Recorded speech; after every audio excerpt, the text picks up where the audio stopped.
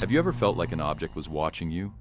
Like it held a secret, a darkness you couldn't quite understand? Tonight, I'll tell you the true story of a family who brought home a doll that refused to be forgotten. Before we begin, make sure you're subscribed and have your notifications on. Trust me, you won't want to miss what's coming next. The town of Blackwood exists in the kind of quiet that makes you wonder what secrets it's swallowing. A place where fog clings to the streets like a shroud, and the past never truly dies. It was here, on a rain-soaked October afternoon, that the Thompson family stumbled into a shop that shouldn't have been there.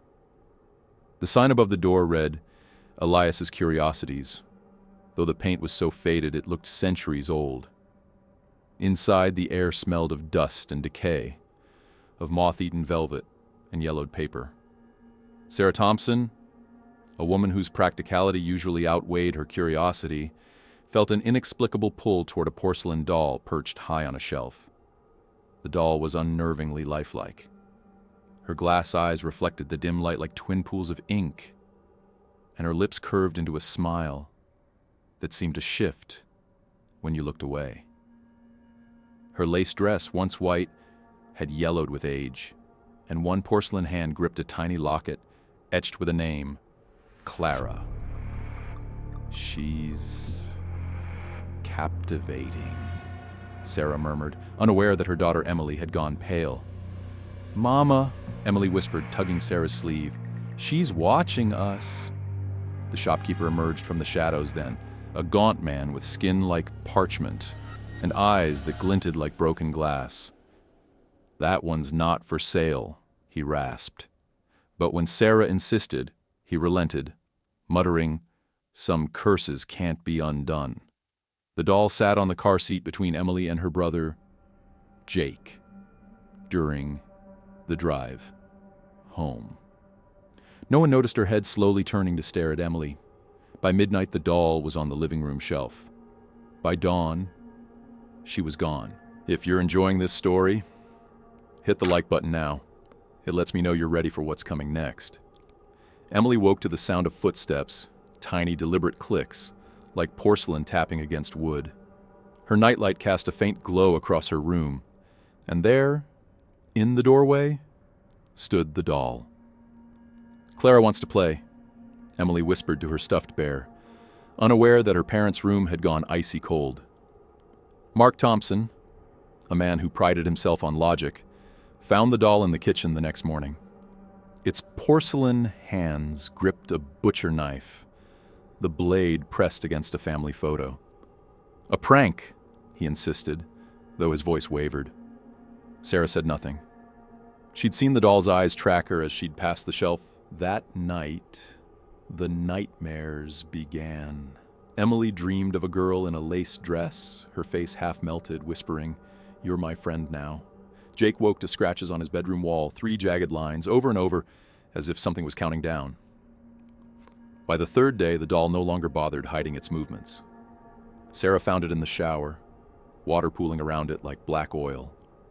Mark found it in his toolbox, a screwdriver stabbed through a photo of Emily. But the worst was the laughter, a child's giggle, echoing from empty rooms, growing louder each night. Sarah's search began with a simple question. Haunted doll, Clara.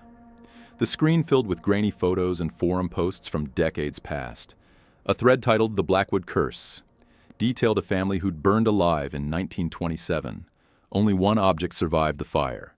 A porcelain doll found, clutching a locket with the initials C.M. Clara Mayfield. 8 years old. Her parents, Charles and Mary, had owned a doll shop.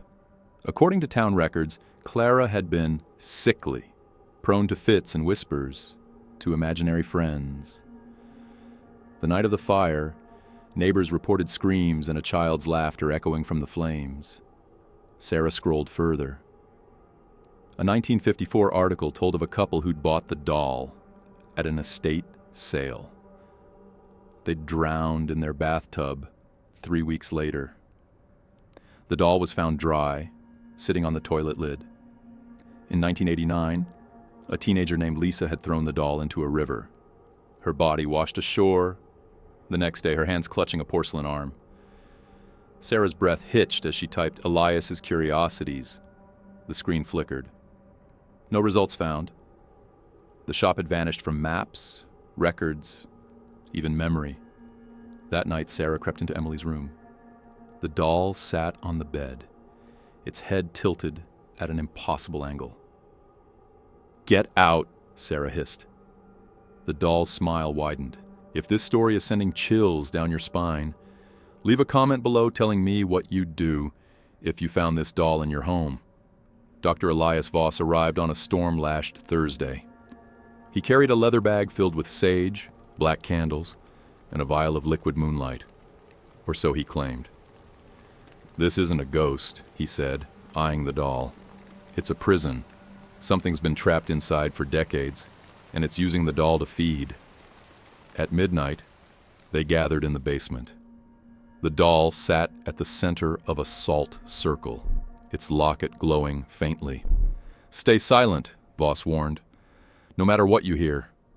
The chant began in a language older than the town itself. The candles flickered. The doll's head snapped toward Emily. "Clara."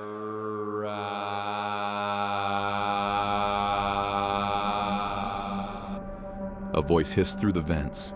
The salt ignited, burning blue. The doll rose into the air, its porcelain cracking to reveal blackened bone beneath. Emily screamed as the locket sprang open, releasing a swirl of shadows that coalesced into the form of a girl, half rotted, half alive. "She's here," Voss whispered. The lights exploded. When the darkness lifted, the doll was gone. Voss lay motionless, his eyes wide and unseeing.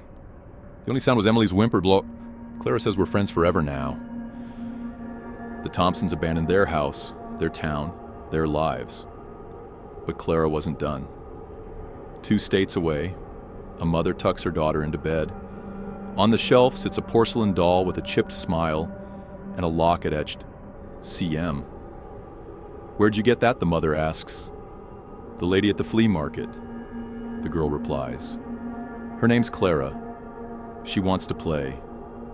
Some curses don't end. They wait. So tonight, as you drift to sleep, ask yourself, what's watching from the shelf? If you're brave enough for more, subscribe and tap the bell. Because next time, the darkness might follow you home.